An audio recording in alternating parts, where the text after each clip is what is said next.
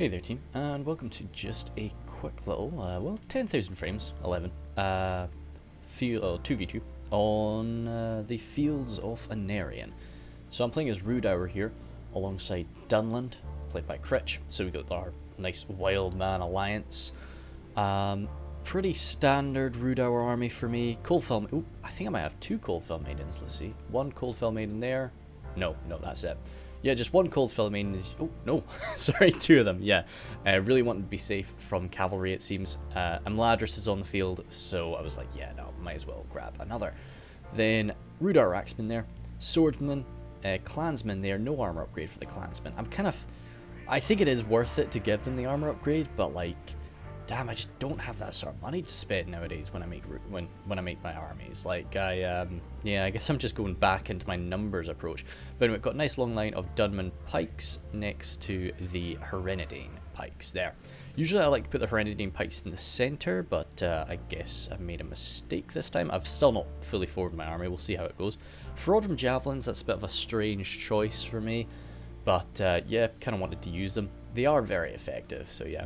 Then next to them, the more Troll Hunters, got double more Troll Hunters, and more Axemen, and more Rhudaur Swordsmen, with the General in with the Herenidane Berserkers there.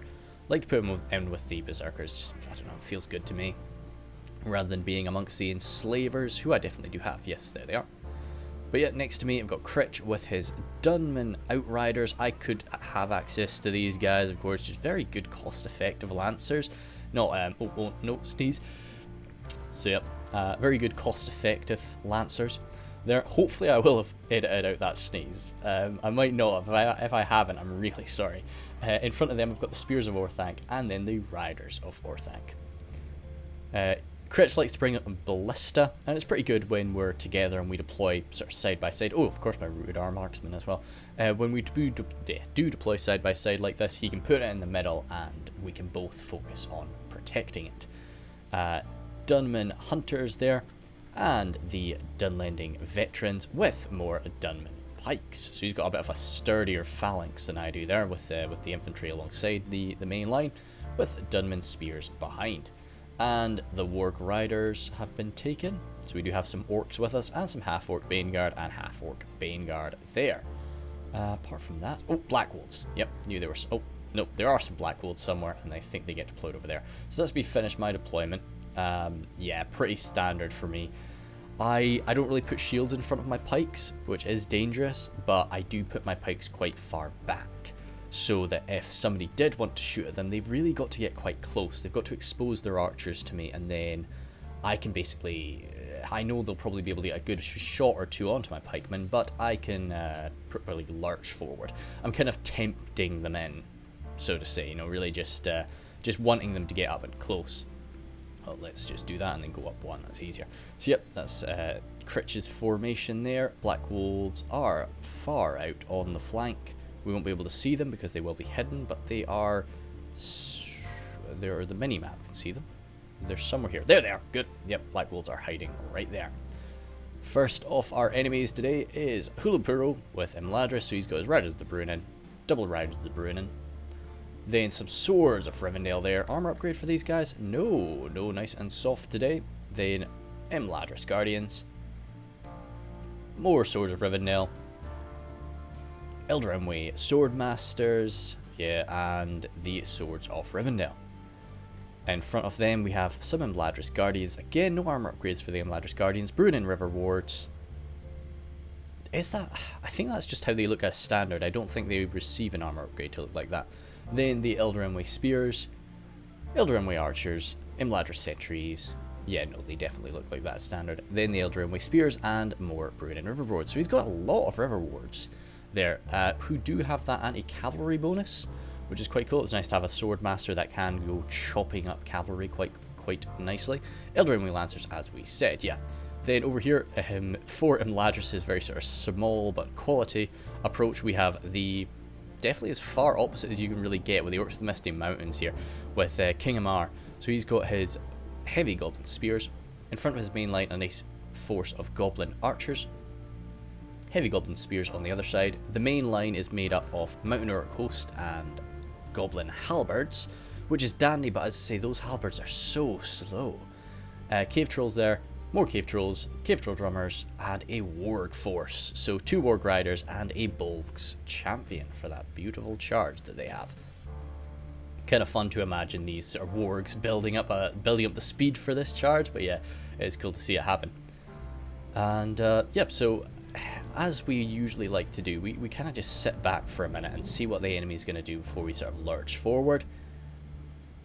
Imladris can be a very sort of effective rushing army, and with the numbers that Rhudaur's brought, he can effectively do that. Especially the quality, he's going to be able to just slice through the Dunlanding veterans if he really wants to.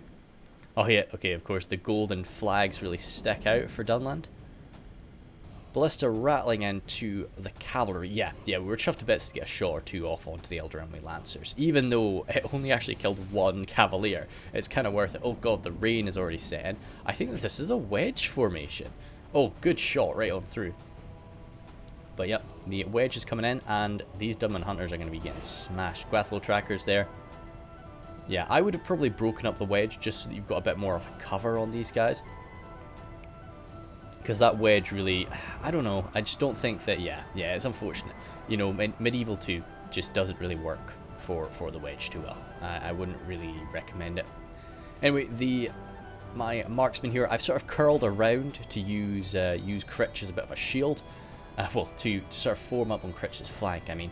But I need to get my archers firing, because these goblin infantry are rushing me. And I kind of do want my archers to do a bit of damage against this approaching horde, especially against the halberds, who have all run into place, so that's good. And they've actually been outrunning the Mountain Orc host. But yeah, shooting up into these guys, goblin infantry have kind of just parked themselves in front of me, just are staring me down, while his archers have begun to return fire against me. If he shoots into my archers, that's kind of what I want, but I think he is actually shooting past me into my pikes. So it is clear he is quite close to me. He is going to be sort of overwhelming me, which is a bit of a weird situation for Rhudaur to be in. So I'm going to go on the attack here.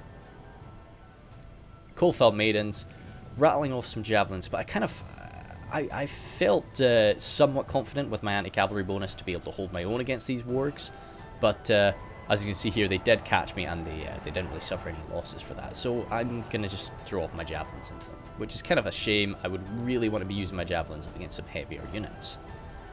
Let's zoom on into the minimap, because we are about to have a clash. Oh, we've already actually had one. Oh yes, unfortunately. So Critch has his general in with the Riders of Warthank, and I think he ended up getting them caught somewhere. I can't really see where. But he has been lost either way. Oh, this was quite funny as well. The Riders of Bruin ended up sort of just jumping into the poor Black Wolves, so they were able to slice a few of them down from the horses. I think we actually need to slow down to 0.5. Yeah. The clash of Critch and Imladris is occurring though, and these Dunlanding veterans, they're really not too bad. I love them as a unit, but the Elven skill here is going to be too much for them, and the heavy armor of these elves is going to be shrugging off the sort of damage from these Dunman pikes, especially since Rhudaur is doing this sort of pushing around strategy here. Critch has some reserves, they're going to be coming on in. But yeah, the Bruin and Rewards are sort of going to be able to parry away a lot of these hits too. Oh, that was quite strange. It almost looks like they're sort of getting skewered by their own pikemen there. But no, that's probably just some strikes from Bruin and Rewards, or some ranged fire coming at them. Ballista needs to be kept safe. We're pulling it on back. The Spears of Orthanc from Critch are coming in to support me, and I'm actually returning the favour by sending over some Rhudaur Axemen and some Rhudaur Swordsmen, as my clash occurs in a bit more of an organised fashion, with my Dunman Pikes sort of able to hold back these heavy goblin spears, and the trolls lurching on in, but being countered by my Herenidine Berserkers at that point. But still, where these heavy goblin halberds are able to fight alongside the Mountain Orc hosts, that's really a quality that I cannot compete with, even if they're up against my Herenidine Pikes. So I've got all of my elite units being thrown on into the fight right now. Zooming on in, yeah, we can see I've sort of, it's not the nice long front line that I was really aiming for. It's I've had to sort of curl around in order to meet his overwhelming swarm of an army. But the Rhudaur swordsmen are going to do okay. They're quite heavy damage swordsmen, so to be honest, they'll actually hurt those cave trolls quite nicely. But still, not a fun fight for them. It's going to be a while before they get a positive feeling about that confrontation. But you've got my Coalfell Maidens parked right behind. As long as my Coalfell Maidens can catch those Warg Riders, I'm happy. So, and this swarm, I just needed to break its momentum. So I've got my Coalfell Maidens behind the line here and just throwing the javelins into the centre of this mob. Of course, it would be quite upsetting if they're hitting some of these heavy goblin spears. You can sort of break that off, but the halberdiers, I'm very happy with those strikes. He is, of course, returning the favour and sending some Snagga Skirmisher fire at me into my kind of important units here, the Perennidain, Pikes, and Berserkers. They're taking the brunt of that fire. Over there, luckily though, this break was incredible to me. The far right of his line broken with my Rhudaur Axemen coming in behind, so now I can start to fold around and curl around his line instead of being curled around. Also got some Rhudaur swordsmen back here to start to chase away his archers. Critch's fight here, he's managed to gain... Right, some of these guys are sort of being targeted from the side here as the Bruinen River Wards is sort of punched on through. But they will reorganize themselves, and that should not end too well for the Bruinen River Wards if they can. Riders of the Orthanc, Riders of Orthanc are still firing away with their crossbows. It's definitely going to do some good damage into the Imladris forces. The Dunman Hunters fleeing back need to make sure they use up their ammunition, even if it may not be very damaging. There's a lot of it. And every little helps when you're fighting up against these elves. Dunman spears chasing around the Eldarimwe Lancers. The problem is, even if we did get our maidens up there to try and deal with these guys, they're of a quality that is kind of beyond that, even if they are officially Lancers. And we can see the same thing has sort of happened here with a low quality cavalry charge into the Eldarimwe Archers. They've been able to sort of beat that back. Over here, it's a very sort of disjointed fight right now, which is quite fun. The Black Wolves are in amongst some of these guys on the back lines. Those Eldarimwe Swordmasters could definitely finish them, but I think Kolopuro's microing the main line, not really focusing on that. And of course the Riders of the Bruinen could shoot the Black Wolves. Either or would be very good. But these Eldarimwe Lancers, they're still in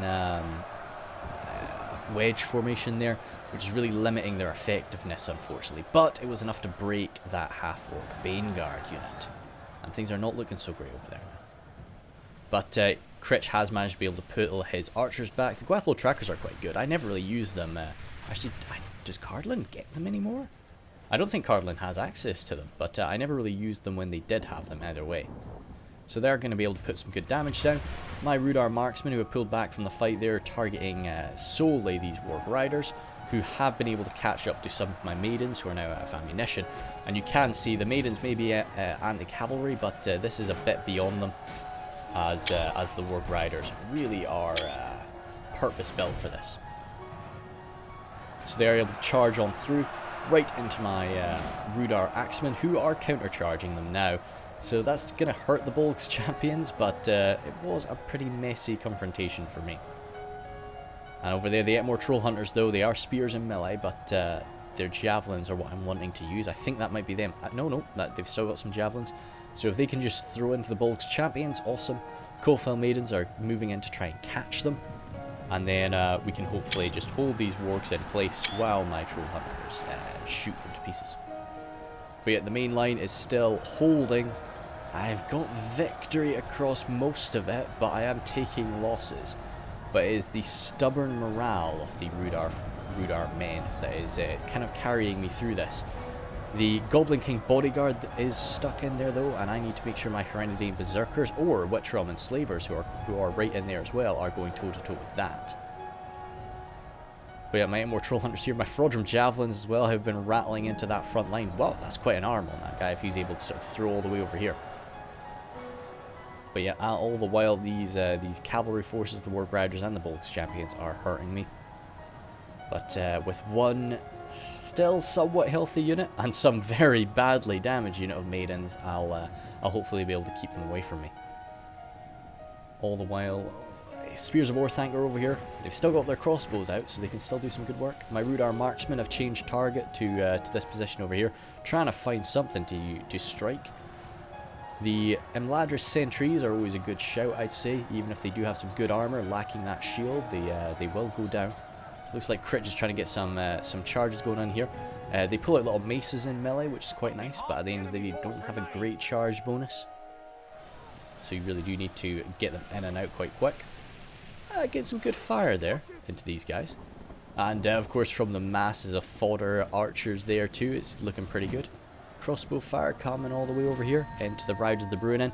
It is kind of Holopuru's cavalry advantage over here, because my cavalry, I can't send them over here. I need my cavalry just to try and hold tooth and nail onto the situation down here and stop the wargs from battering me. Speaking about that, the wargs are coming in again to my Rhudaur, poor Rhudaur axemen there. You can see how much damage those Rhudaur axemen take. Yeah, that was, what, 17? 8? Oh, wow. Yeah, that was about 30 Rhudaur axemen there falling from that charge. I made them pay for it, though. Because I met the charge with my axes, and these Rhudaur axemen have quite a nice charge themselves, so we did chase them off. But, as I say, that was about 30 Rhudaur axemen I lost from that. The maidens were close by, but not close enough. As they come to chase off King Amar. And I think... Oh, no, didn't see it. Snag of Skirmishers still throwing off their javelins. As I say, I don't really rely on armor, so the armor piercing from these javelins is not going to be as devastating to my forces. But, oh, good stuff. These Rhudaur swordsmen caught them just in time to stop that volley. And it looks like these halberds, it sort of is a mass rout situation. I think King Amar maybe had his troll drummers a little bit too close to the fight, and I was able to blast them off. Critch is down here interrupting these archers and continuing to sort of cause fear into these routing units. As some spears have returned from routing, I could turn around and maybe give them a quick volley with my javelins. That might chase them away. But yeah, is there any more holdouts? Yep, no. Well, the main confrontation is held very well. Still got javelins, still got arrows coming into it though. But yeah, these Mountain Orc hosts have done very well. It's going to be quite a strange sight when they are switched over to Dol Guldur, and the Misty Mountains no longer have them. So that's King Amar sort of admitting defeat there, which I was very grateful for, because although I was definitely sort of winning here, it wasn't pleasant. And with these, I think we had managed to sort of grab all of his ranged units, and that was really sort of how he was wanting to finish us off. But I grab everything I have and I quickly sort of reform them into their formation and try to turn around to face the Imladris men.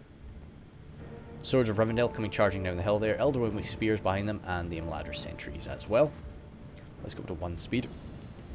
Imladris Guardians very bloodied, as are the Elderwin Swordmasters. Dunland Pikes still here, showing their worth. Stabbing away at the Bruinen River Wards, just keeping them back, but I think a quick charge in the back by the Riders of the Bruinen will probably break these guys. No. Oh my goodness.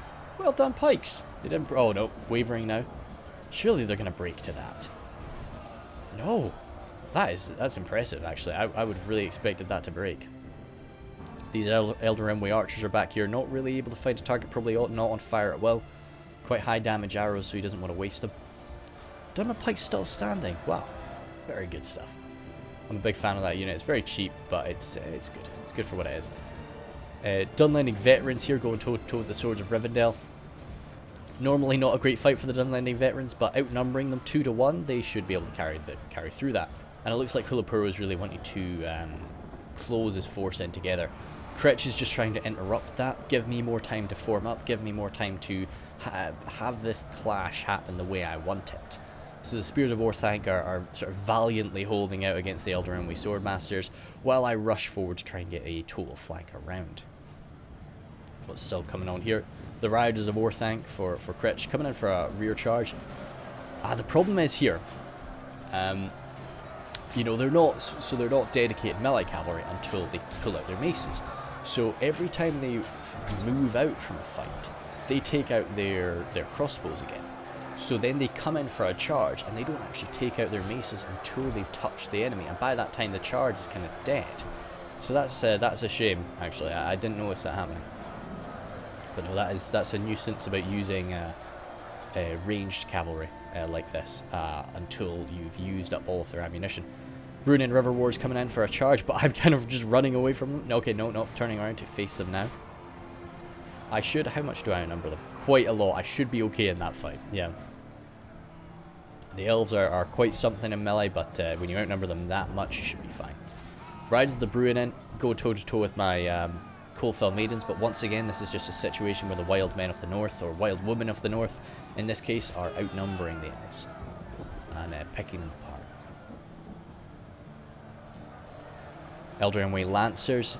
We've got so many spears nearby now that those Eldraenway Lancers are sort of running out of targets, and they can't really be as effective. Also, the Riders of Orthanc are getting them caught up now.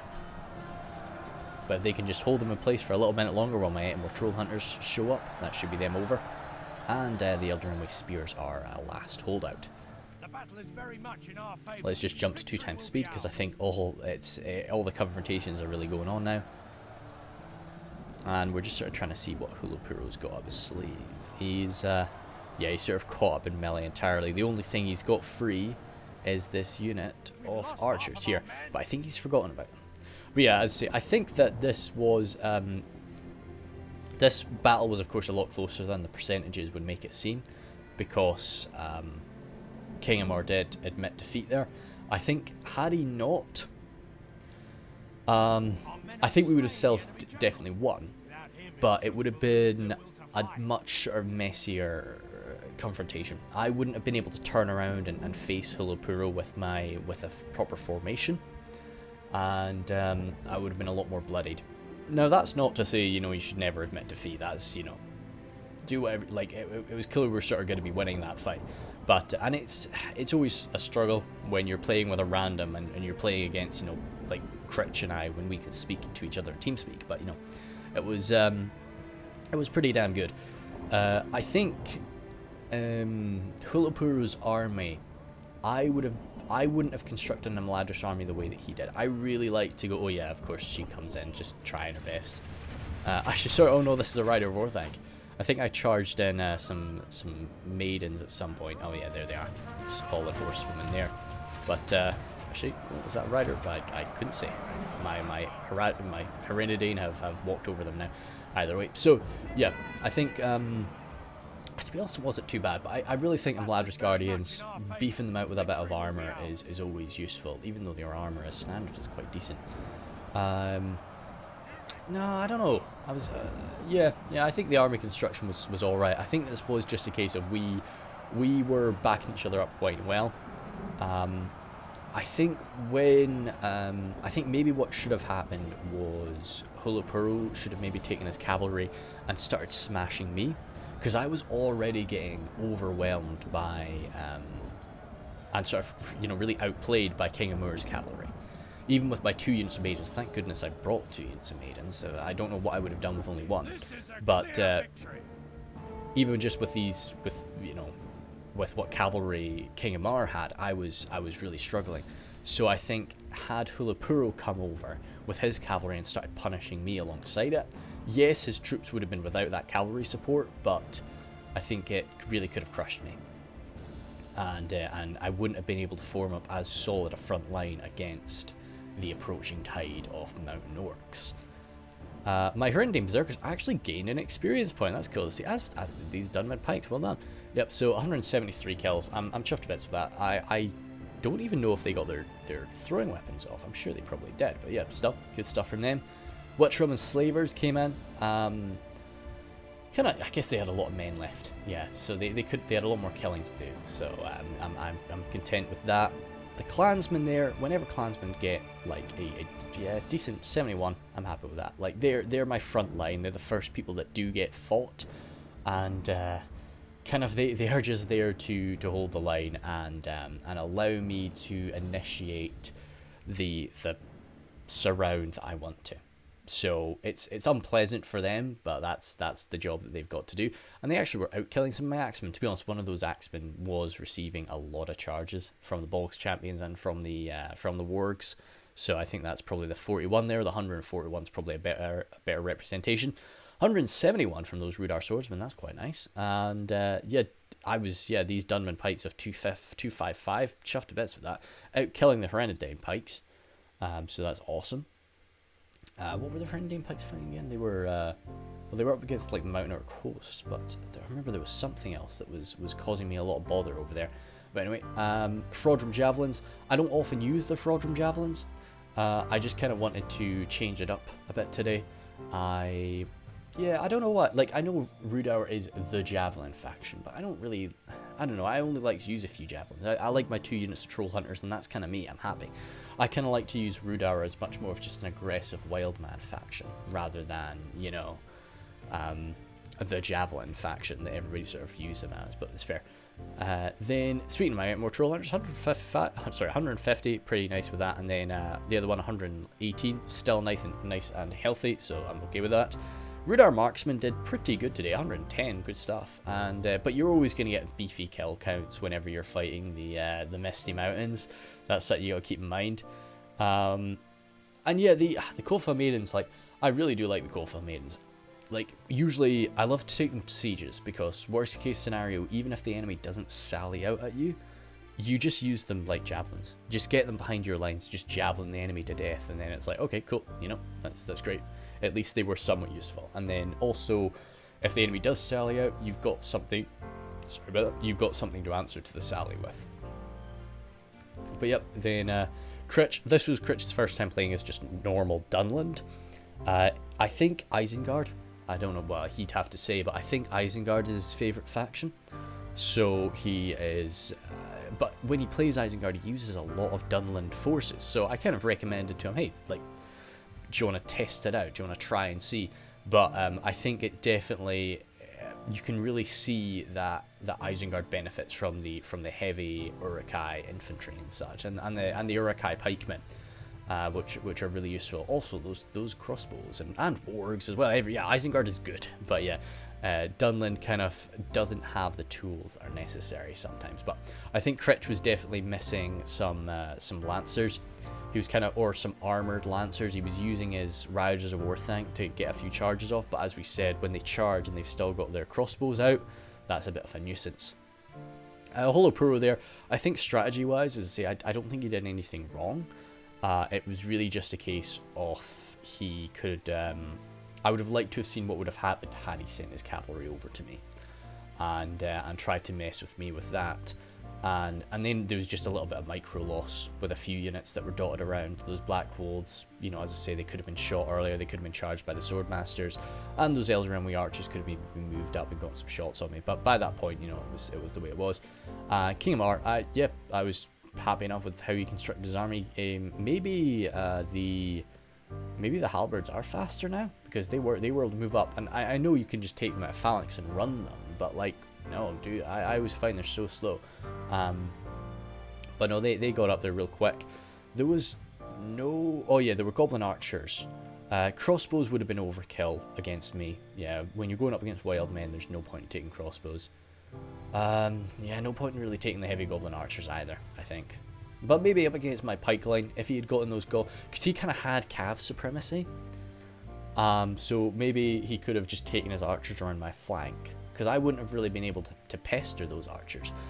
We ended up pestering the archers, of course, by charging infantry at them. So I don't know, that could have been a thing. If he had maybe gotten his archers around my flanks and started shooting me there, that could have been something. But hard to say. Don't really think anything was wrong. I don't think trolls. I love to take trolls in sieges, but I tend not to really take trolls in open fields when I play as Misty. Actually, saying that, I do most of the time. I'm not very good at playing Misty in an open field, is the thing. I love to play them in sieges, but I don't play them in fields. Anyway, and that's it. Yeah, thanks a bunch.